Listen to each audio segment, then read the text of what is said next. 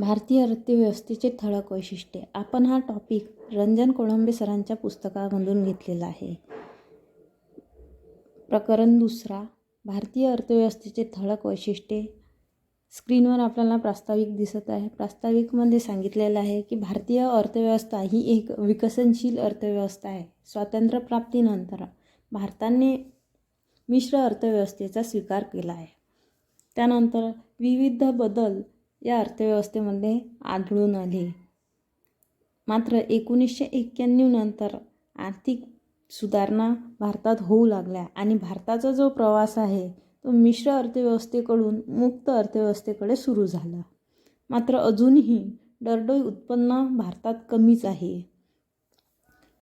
वृद्धीच्या दरातील चढ उतार, लोकसंख्येचा उच्च वाढीचा दर, दारिद्र्याचे उच्च प्रमाण, बेरोजगारीचा उच्च दर आणि कृषीवर आधारित अर्थव्यवस्था इत्यादी वैशिष्ट्ये आपल्याला अर्थव्यवस्थेची भारतात बघायला मिळते.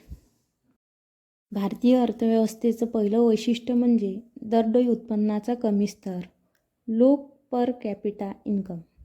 देशाचे दरडोई उत्पन्न हे देशाच्या आर्थिक स्थितीचं महत्त्वाचं निर्देशांक आहे. दरडोई उत्पन्नात वेगाने वाढ घडवून आणणे हे भारतीय नियोजनाचे महत्त्वाचे उद्दिष्ट आहे. मात्र त्याचा स्तर कमीच राहिला. 2018 ते 2019च्या तात्पुरत्या अंदाजानुसार चालू किमतींना मोजलेले दरडोई निव्वळ राष्ट्रीय उत्पन्न per capita net national income 1,26,406 रुपये प्रतिवर्षे इतके होते. अर्थात हा साधा सरासरी असल्याने त्याचे लोकसंख्येतील वितरण अत्यंत असमान आहे. भारतीय अर्थव्यवस्थेचं दुसरं वैशिष्ट्य म्हणजे उत्पन्नाच्या व दरडोई उत्पन्नाच्या वाढीचा दर कमी, low growth rate of income per capita income.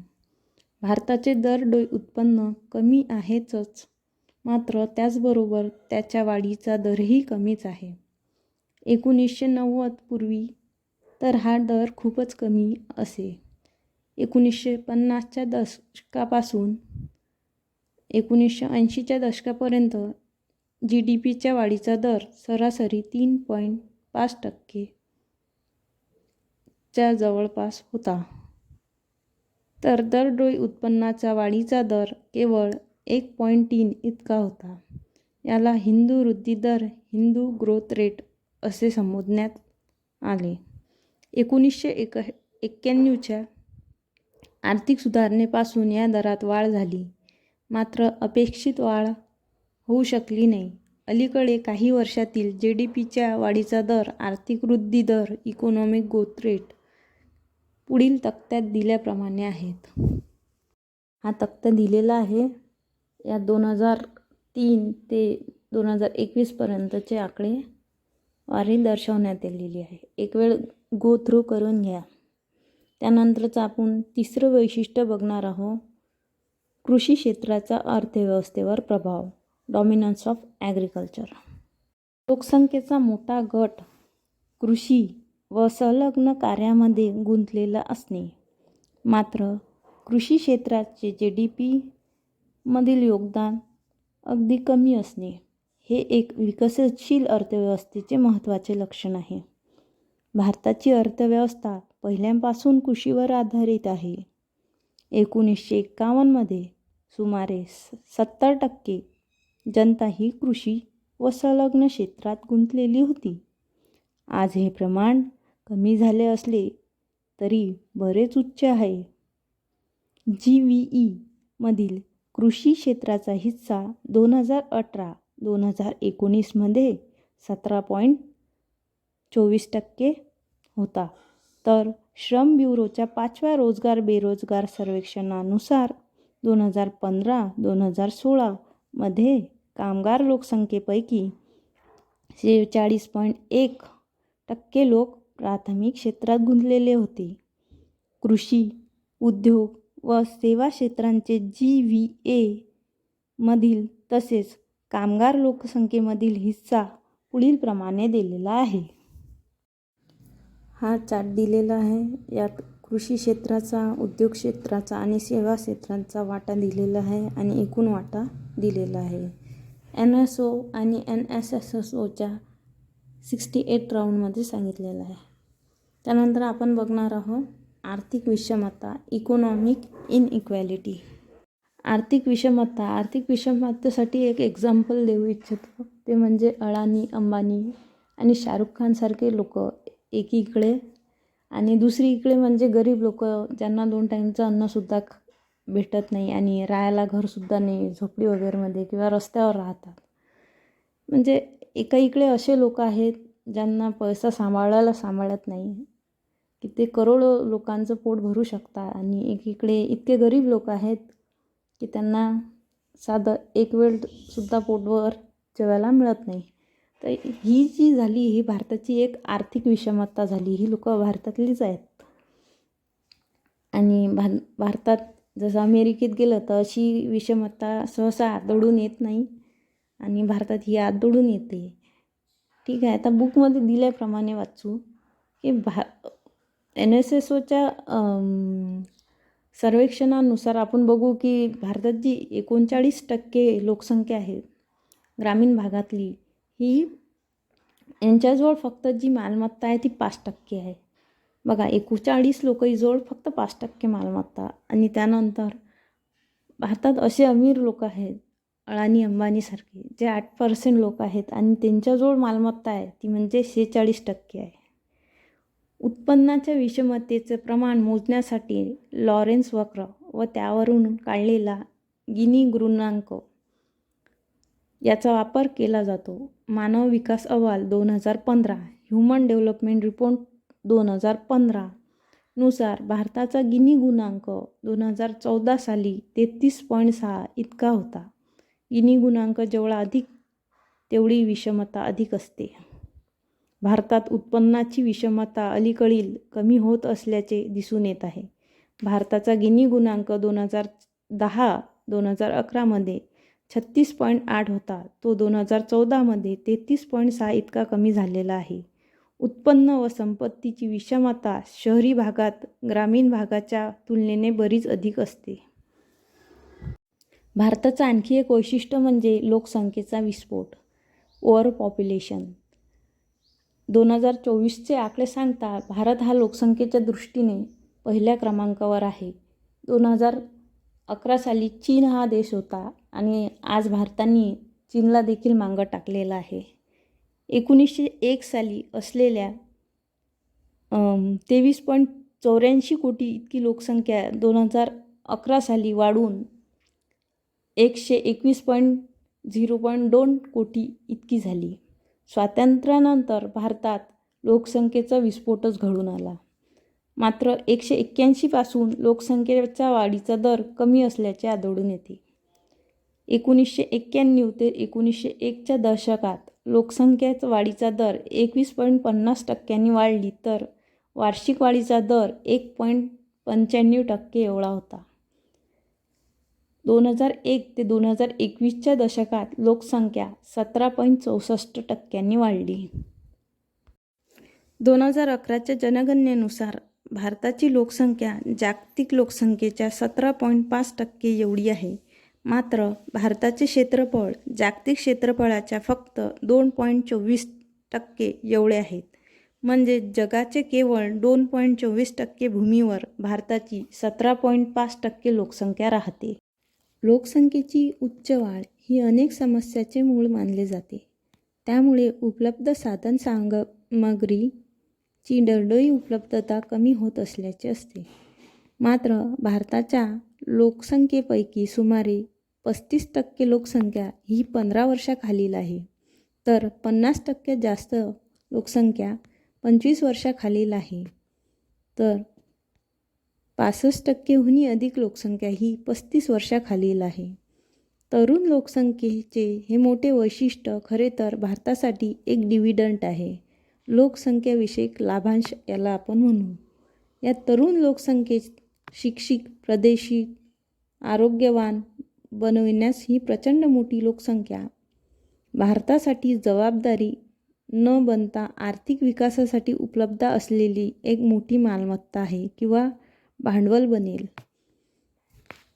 ही अर्थव्यवस्थेचं आणखी एक वैशिष्ट्य म्हणजे गरिबी आणि बेरोजगारी, पॉवर्टी अँड अनएम्प्लॉयमेंट. देशाला स्वातंत्र्य मिळून 65 वर्ष अधिक काळ झाला तरी देखील भारतातील गरिबी आणि बेरोजगारीचे प्रमाण मोठ्या प्रमाणात कमी झालेलं नाही आहे. 2011-12मध्ये सुरेश तेंडुलकर यांच्या पद्धतीनुसार नियोजन मंडळाने दारिद्र्य रेषेखालील लोकसंख्येचे संपूर्ण आकडे मांडले आणि या आकड्यानुसार भारतात 21.9% दारिद्र्य रेषेखालील लोकसंख्येचे प्रमाण आहे. त्यात ग्रामीण भागातले 25.7% आहे तर शहरी भागातले 13.7% आहेत. 2011 आणि 12मध्ये कामगार लोकसंख्येपैकी 10.8% दशलक्ष लोकसंख्या नित्य दर्जाच्या आधारावर तर 24.7 दशलक्ष लोकसंख्या चालू दैनिक दर्जाच्या आधारावर बेरोजगार होती व त्यानुसार बेरोजगारीचा दर अनुक्रमाने 2.2 आणि 5.6% होता. भारत अर्थव्यवस्थेचं 6वं वैशिष्ट्य म्हणजे भांडवल निर्मितीचा दर कमी. आता भांडवल निर्मितीचा दर म्हणजे एखाद्या प्रकल्पात किंवा मशिनरीमध्ये गुंतवणूक होऊन स्थिर उत्पादन मालमत्ता मिळवणे किंवा निर्माण होणे याला आपण भांडवल निर्मिती असे म्हणतो. म्हणजे एखाद्या वस्तू किंवा प्रोजेक्ट्समध्ये आपण पैशाची इन्व्हेस्टमेंट केली आणि त्याच्यामधून आपल्याला डिव्हिडंड मिळत राहिला म्हणजे एक स्थिर मालमत्ता आपली निर्माण होण्यास तिथं मदत होते. याला आपण भांडवल निर्मिती म्हणतो. पण अशा ठिकाणी गुंतवणूक करणे आपण भारतीयांना भीतीचे वाटते किंवा इतका विश्वास नाही आहे तशा गोष्टीवर. त्यामुळे आपल्या भारत देशात जी आहे भांडवल गुंतवणूक ही फार कमी प्रमाणात पाहायला मिळते. त्यामुळे भांडवल निर्मिती पण हे आपल्या भारतात फार कमी होते. आता भांडवल निर्मिती कमी आहे म्हणजे काय तर बचत कमी आहे. बचत कमी आहे म्हणजे काय तर गुंतवणूक कमी आहे. गुंतवणूक कमी आहे म्हणजे काय की राष्ट्रीय उत्पन्न कमी आहे. राष्ट्रीय उत्पन्न कमी आहे म्हणजे काय ढळढळी उत्पन्न कमी आहे. पुन्हा सायकल अशी चालत राहते. अशा रीतीने भारत कित्येक वर्ष न्यून विकासाच्या दृष्टीचक्रात आढळलेला आहे. भारतीय भांडवल लाचरे आहे असे म्हटले जाते या कारणाने. याची कारणे म्हणजे भांडवल गुंतवणुकीतील धोका, कमी नफ्याची क्षमता, गुंतवलेले भांडवल पुन्हा प्राप्त करण्यास प्रचंड अवघडपणा इत्यादी. म्हणून भांडवल अंधारातून प्रकाशाकडे येण्याची फारशी धावपळ करीत नाही असे म्हटले जाते. म्हणजे भांडवलाची उत्पादक गुंतवणूक करण्याऐवजी ते अनुत्पादित बाबीमध्ये अडकून राहते किंवा बेकार पडून राहते. भारताचं आणखी एक वैशिष्ट्य म्हणजे औद्योगिकरणाचा अभाव, लॅक ऑफ इंडस्ट्रियलायझेशन. भारतात आधुनिक अशा औद्योगिकरणाचा अभाव दिसतो. त्यामुळे अर्थव्यवस्थेत आर्थिक वृद्धीचा दर कमी राहतो. औद्योगिक क्षेत्राच्या वार्षिक सरासरी वृद्धी दर 6व्या योजनेत 3.5% तर 7व्या योजनेत 8.5%, तर 8व्या योजनेत 8.1% तर 9व्या योजनेत 4.5% एवढा होता. तर 10व्या योजनेत 8.74% इतका ठरला. मात्र आर्थिक सुधारणाचा परिणाम होऊन भारतीय उद्योग क्षेत्र विकास पावत आहे. नियोजन काळात झालेल्या भांडवली गुंतवणुकीमुळे औद्योगिकरणाचा पाया बांधला जाऊन भारताकडे सुद्धा चीनप्रमाणे manufacturing hubs of the world बनण्याची क्षमता निर्माण झालेली आहे. 8 क्रमांकाचं पायाभूत सुविधांची कमतरता. रस्ते, रेल्वे, विमानबंदरे, वाहतूक, दूरसंचार, खत कारखाने, सिंचन सुविधा, बँकिंग, विमा इत्यादी सेवा इत्यादी ज्या पायाभूत सेवा आहे हा भारताच्या आर्थिक प्रगतीचा मार्गातील एक मोठा अडथळा आहे. या आर्थिक सरकारने हा अडथळा दूर करण्यासाठी बहुआयामी प्रयत्न केलेले आहेत. नंतरचं म्हणजे मानवी विकास संसाधनाचा निकृष्ट दर्जा, poor quality of human capital. मानवी संसाधनाची साक्षरता, अंगीकृत कौशल्ये, आरोग्य, स्वच्छता, आयुर्मान इत्यादी बाबींवर आधारित असते. मात्र या सर्व बाबतीत भारत अपेक्षेप्रमाणे विकास न झाल्याने मानवी संसाधनाचा दर्जा निकृष्ट राहिलेला आहे. 10व्या नंबरचा आहे तंत्रज्ञानाचा निम्न दर्जा, लो लेवल ऑफ टेक्नॉलॉजी. उपलब्ध तंत्रज्ञानाचा दर्जा कमी राहिल्याने कृषी क्षेत्रात प्रति हेक्टरी उत्पादकता तसेच उद्योग क्षेत्राची प्रति कामगार उत्पादकता कमी आहे.